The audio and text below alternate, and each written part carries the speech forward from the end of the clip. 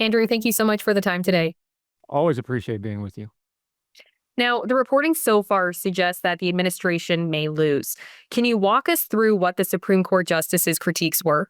Yeah, you always want to be careful with oral arguments because this is very much legal theory that they talk about. And a lot of times you'll have, for example, a liberal justice will take up a conservative argument with the people before them just to hash it out. Unlike what we see on criminal trials or you see on police procedurals, this is very much legal theory and philosophy that's being debated at the Supreme Court. In this particular case with tariffs, things like taxation and who holds the power and things like that. So you want to be careful. But yeah, it was pretty stark what you heard from the justices, especially the conservative justices, which is going to swing this vote one way or the other.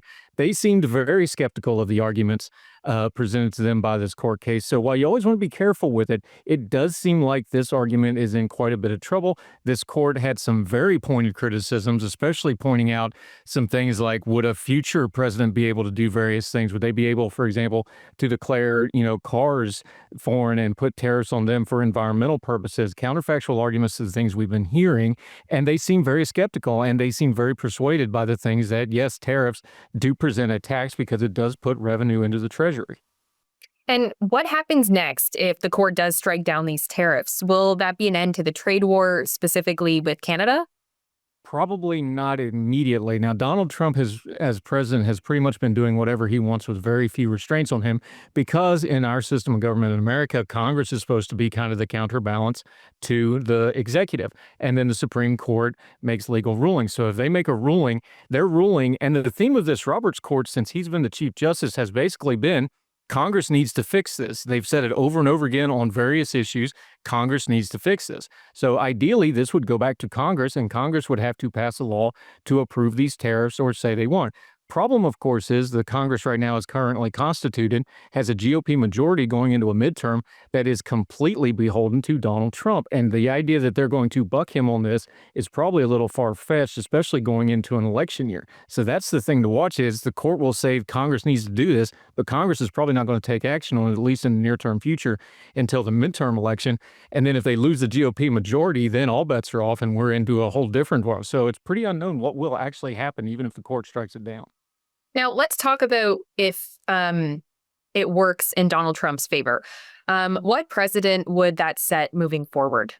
Well, people are wondering, and it could, and there's one thing about it. Again, they argued over and over again. They were really nerding out on the legal theory of what is and isn't taxation.